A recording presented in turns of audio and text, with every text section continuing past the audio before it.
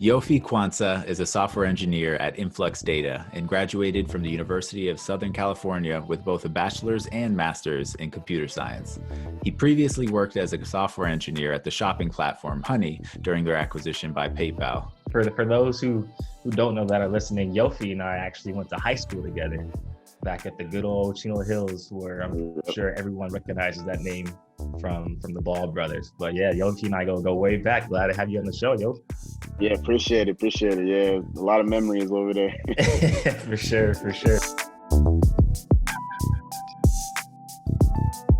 Hey, Yoofi, did you ball at Chino Hills?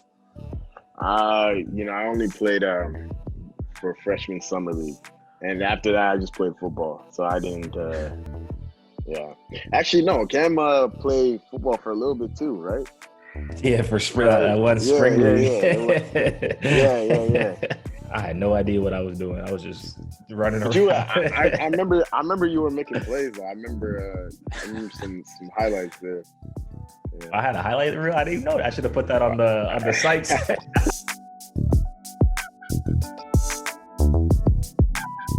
Hello, world. Welcome to Without a Roadmap. It's a podcast for tech folks who get the job done but are still figuring it out.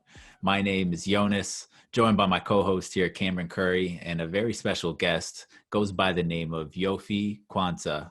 Really happy to have you on the show, Yoofi. Welcome. Yeah, I appreciate it. Glad to be on here.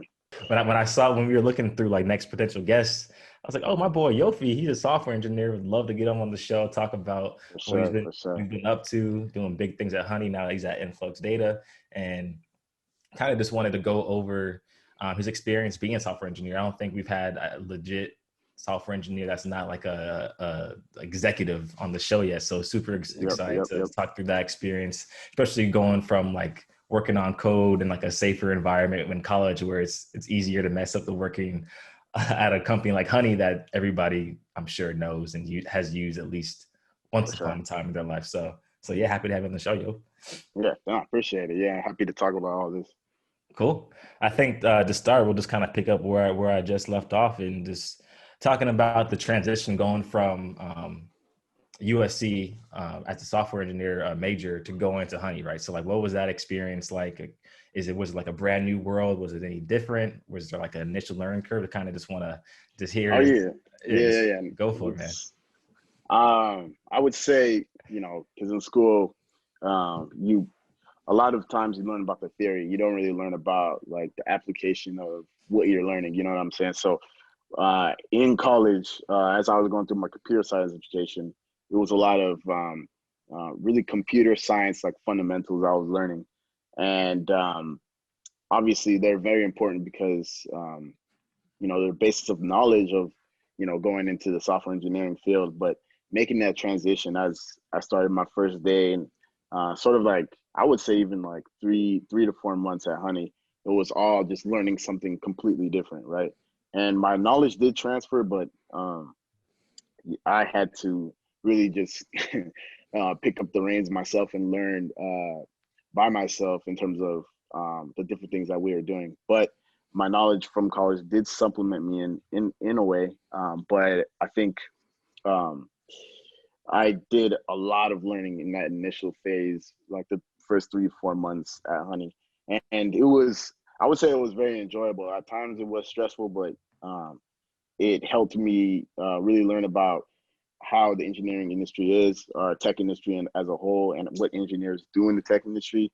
And like that knowledge has been has transferred well over to my new position at Influx Data. But the initial transition from college to Honey was a bit tough, but it was enjoyable because I love coding and I love writing software. So yeah. Yeah, can you talk a little bit about the transferability of your computer science degree when it comes to like bringing it to the real world? I know a lot of people who graduate with liberal arts degrees, especially like folks in econ where you're studying purely theory and then you go into the finance world and feel like you're struggling to apply it. Like when you went to Honey right out of after graduating, did you feel like your degree kind of prepared you for the real world and kind of the applications of what you learned? I mean, I would say like in terms of what I do on a day-to-day basis, not necessarily, but as far as like the critical thinking behind like how I operate on a day-to-day basis, I would say it did prepare me. So, but as far as like what I do on a day-to-day basis and like how the tech industry is moving forward, I would say that it didn't really help in that regard, if that makes sense. So I think it correlates well with that example that you provided with, you know, someone who's an econ major and goes to the real world as an accountant or something like that, and you know you know, the skills don't transfer as well. It's the same. I would say it's the same sort of scenario there. That the real world learning, as far as like the application of the knowledge, is completely different than what you actually do in college, learning the theory behind everything that's going on. So yeah, I think the transferability is you know, it's the same across all disciplines, I feel like. Yeah. It's interesting. Yeah. I think, so my little claim to shame of being a coder or working in software engineering, I took like a basic Python, like Python 101 Right. course my sophomore year. And like we did like some fun projects there and whatnot. I think kind of want to ask, like, as you went to college, I'm sure like when you're working on different projects or different like courses during your time at USC, you're probably working pretty either with yourself or like with other software engineers. And so since Jonas and I are both product managers, I wanted to ask you, like, what was your experience like working once you got to Honey, working with other folks that are like maybe like product managers, product designers to actually like ship code to your end users? Because I feel like when you're in college working on software, it's more so like, this is just my outside opinion. Right. You're like working on stuff that you're gonna use to like present to whoever you're presenting it to, and like the transition when going to working for companies, now you're working on software and code and products that actually like people are going to use like in their day-to-day, like your friends could have been using Honey or so stuff like that. So kind of just want to talk to you like, what was the experience like working at Honey with other product managers on like a team that's all focused around shipping like one feature that's going to enhance the business?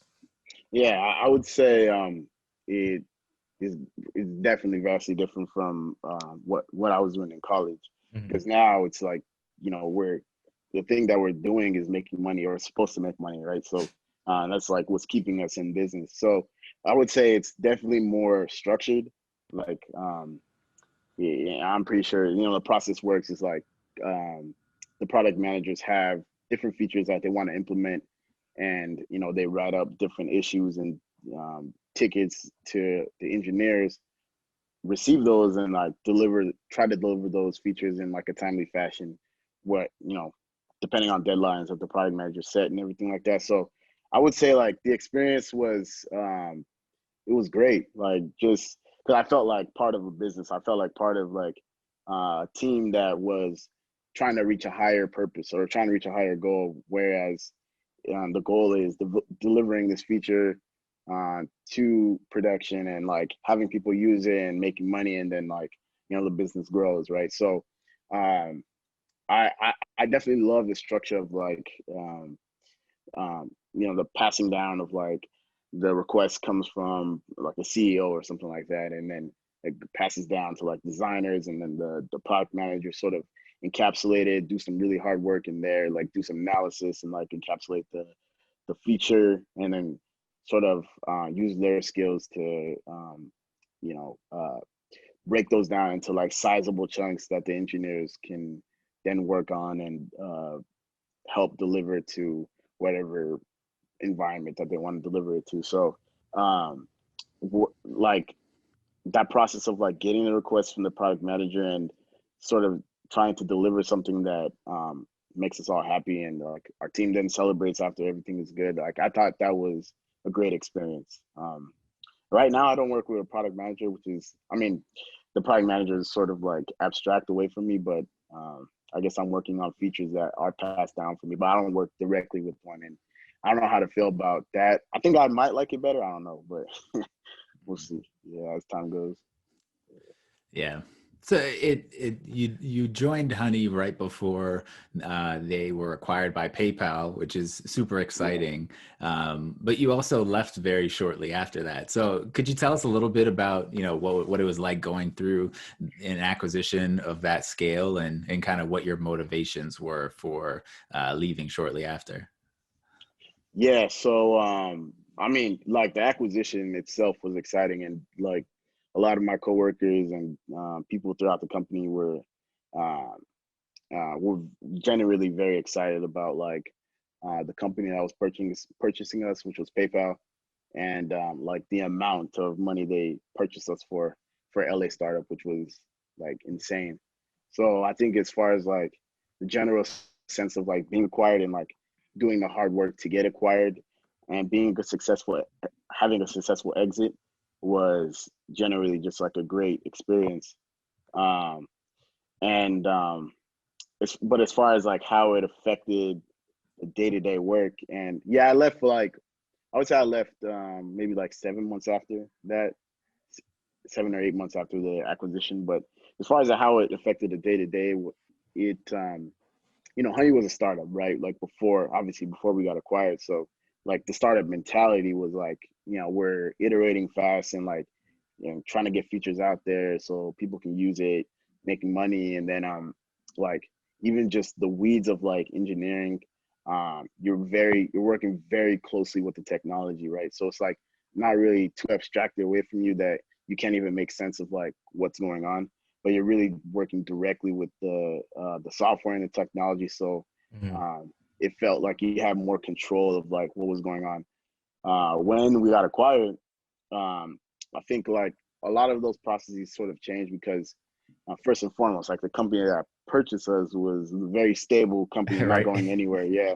So like that mentality of oh, we're trying to deliver features so we can I don't want to say so we can stay afloat, because Honey was a very stable company as well, like making revenue Hmm. um, pretty consistently. But like, as a startup, we're still growing and we want to grow even more. So Right. like we could have successful exits, whatever that may be. So um, when we got purchased, like obviously a lot of those, a lot of that mentality sort of went out the window, because now it's like we're adapting to what PayPal wants us to do, right? So Hmm. there was some times where there was like a couple of times where I was working closely with something that I've been working with um, for some months, and then it was kind of like thwarted because PayPal had like different opinions, or PayPal had a Right. different roadmap of like what we should do, right? So um, I think I got to a place where, and during I talked about like during that time, I also found like a part of tech that I was really interested in as well, which was like developer-oriented software. So uh, combined with those two facts, that's when I started looking elsewhere to look for a different startup that dealt with like developer-oriented software, which is where I'm at now, working at Influx Data. Yeah, but why So don't you tell us a little bit about what Influx does and kind of what you're doing there now? yeah, so Influx Data is a cloud platform. They have an open source offering of their product as well, but it's a time series database that has like many different use cases. Like people can use it for monitoring, alerting, service monitoring, and there's like some IoT companies that use it as well. Hmm. It's a general purpose time series platform, but um, a lot of companies use it for different use cases, right? So Yep. what I do there is, obviously I'm an engineer, and I work on what's called a compute team, which um, is the definition of what we do is sometimes it just like it goes through constant iteration, but we own a fleet of services that we work on to serve our clients like uh, in the best way possible, as efficiently as possible. So um, I I definitely love like the transition of like going from a product oriented company to a more uh, tech heavy, develop oriented software company. That transition was kind of a weird one too, but like mentalities are different in those two disciplines. So yeah, working as an engineer here, I've been here for about 8 months now. So yeah. Yeah. How about we spend a little bit more time like talking about when you actually like joined Influx and going through all the different process changes and stuff like that, and especially given the fact that you started a whole new company during the time when everybody was remote, right? So like, how was it joining a new company, fully remote, and maybe not even seeing your team or like your manager ever if you haven't yet? Yeah. No, I haven't seen my manager face to face. I mean, I see him on Crazy. Zoom all the time, but yeah. I mean, Yeah. I think like it's. I would say it's definitely different. Like, and it teaches you to be more highly independent. Like, and that's something that my manager emphasized. Like, we do expect our engineers to be highly efficient individually, right? And for obvious reasons, because like everybody's just spread out throughout the world. So like, if you need help, like you might have to wait till tomorrow or something like that. But like during that span, you could be researching or sort of like trying to come up with a solution yourself. And I think that has taught me to be highly independent in my engineering work as well. Um, I would say like the hardest part of the transition was that mentality switch from a product oriented to a more like develop oriented company. Like the engineers in a develop oriented company are definitely like more like well versed in like different technologies and come from like tons of experience. Um, and they just know software in and out. So um, there's a lot of talented, well versed engineers that are like a developer oriented company, and there was at Honey. It's just the mentality is a little different.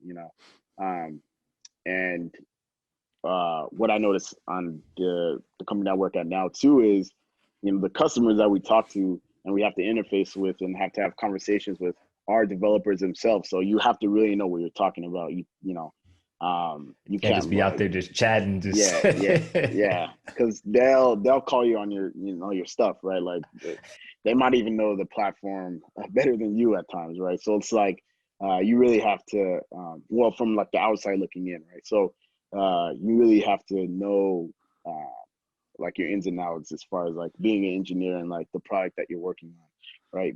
So I would say like that was the hardest part of the transition, and also us being remote and meeting my team remote and everything like that. It's kind of like all I need is my laptop, and it's like I can if it do my job, right? So yeah, I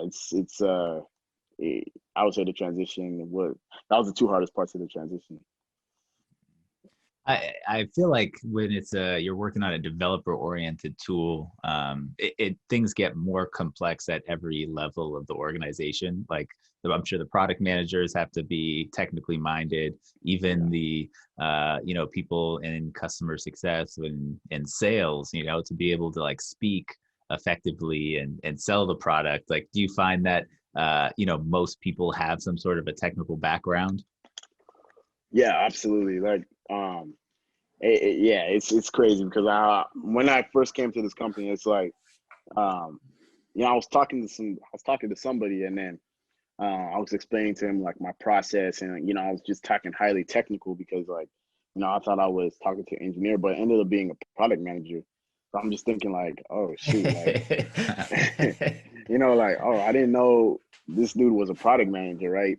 Because I was really like, In discussing the the weeds. details in the more like, Yeah. yeah, in the weeds of like, a technical manner. And I Mm. notice it also with like the sales and engineers as well, like the in-depth knowledge they have of the platform, uh, even though they're not engineers, is incredible. And like I think to me, it's like I feel like a lot of these might have been converted engineers because like I don't know. I feel like there's for me, I was like, oh, there's no way that you were not an engineer once before. That's kind of how it feels like. But if it's Right.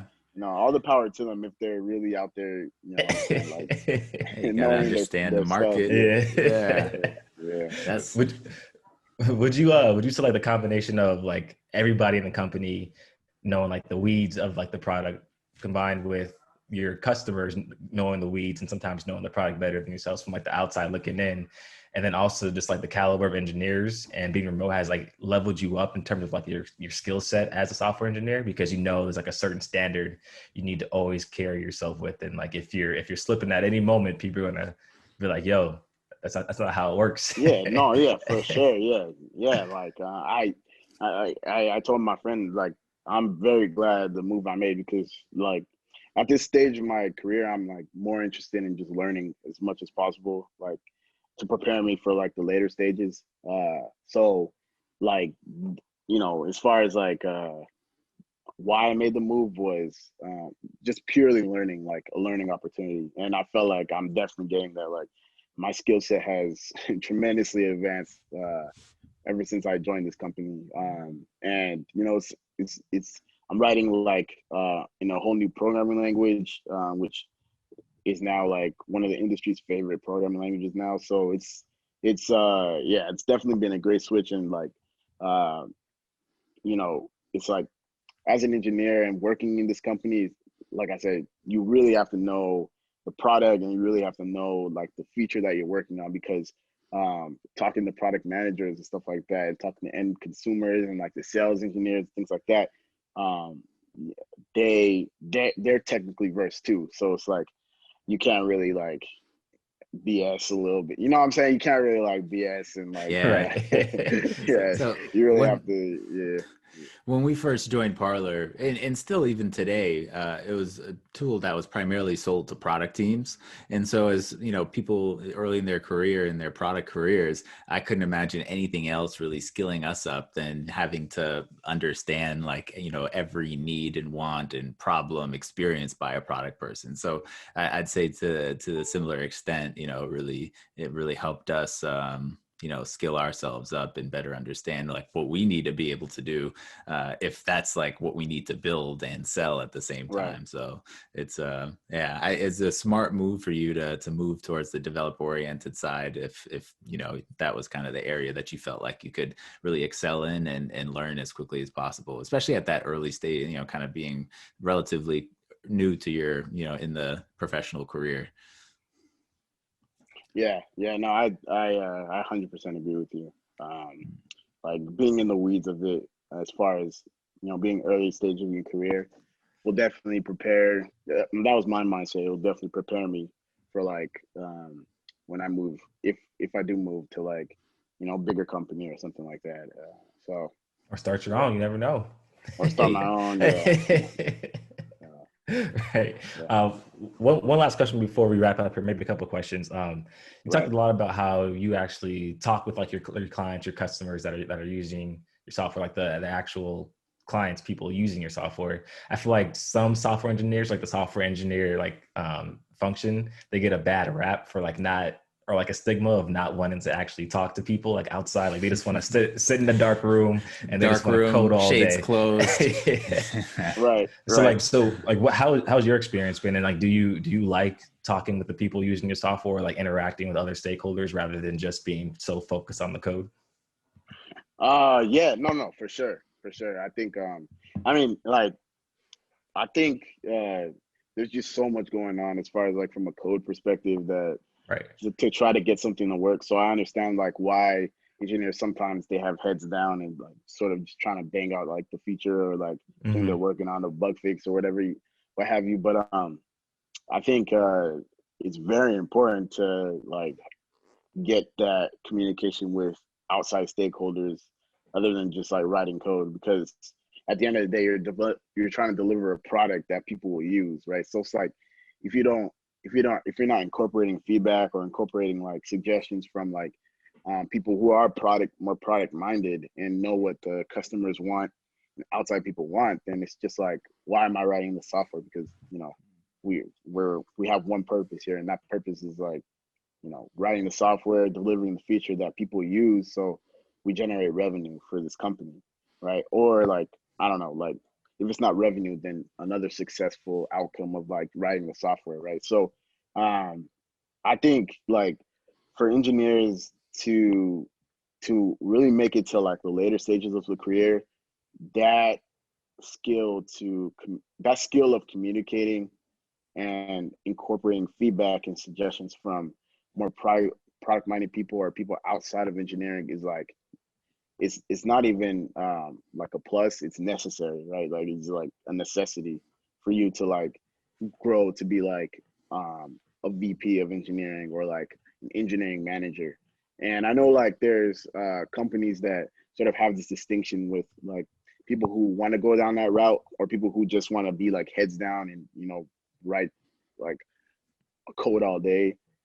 So they do have that distinction because there are some people that just, you know, they don't want to like deal with people. They just want to write code. So like, you know, they want to cater to those people as well. But as far as like being a level above, I think if you have the best of both worlds, then that just makes for a great engineer, right? Like you're writing code that people are actually going to use, and not just like writing code for the sake of writing code, you know? So, yeah, I know like, you know, there could be a bad rap of like engineers doing that, but I think like the best engineers that I've worked with for sure, like had that product mind, and or not necessarily have a product mind, but like we're open to communication with product folks and not like shutting down their opinion, like and thinking, oh, I'm better than them or something like that, like you know, and actually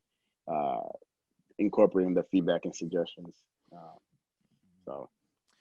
I think one of the things you said that really sticks out to me and might be useful for, you know, a lot of our audience who most of which aren't technical people, is that, you know, since it is such a technical role, being a software engineer, it does require a lot of heads down time and, you know, focus and, you know, deep focus, which, you know, in some cases means you might not get responded to as quickly. But on the other side, for us to think about is like being really selective about, you know, how we try and interact with them so that we're, you know, not disrupting their flow. I'm curious, in your previous experiences, is there a particular like technique or strategy that you used, or maybe it's like a meeting cadence or a Slack channel where you try and kind of facilitate that communication in a way that's, you know, helpful for both parties? Yeah, yeah, that's a good question. I think like like you said, you know, there's for a feature, there's a lot of code to be written, right? For like any particular feature.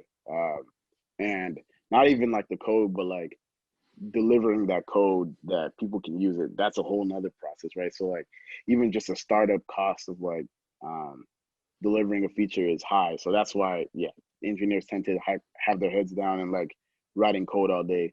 But like as far as like making that thing, like making the relationships between product managers and engineers a little better, I think it's necessary to I don't want to say meet constantly, but it's necessary to like keep an open line of communication, like whether it's like a Slack channel, and just like giving proper updates, right? Like, and that's why, you know, there's an agile method of like stand-ups and like Mm-hmm. doing that every day so you can give your update. So like if there needs to be a deviation in terms of like the the route that you're going, then, you know, that could be properly addressed in those meetings. But it definitely pays to have like that open line of communication and not like shutting down like the opinions of product managers or people outside of engineering who might have an opinion, because I've seen that happen before, like you know, like some engineers just don't even listen to the product managers Right. and do their own thing.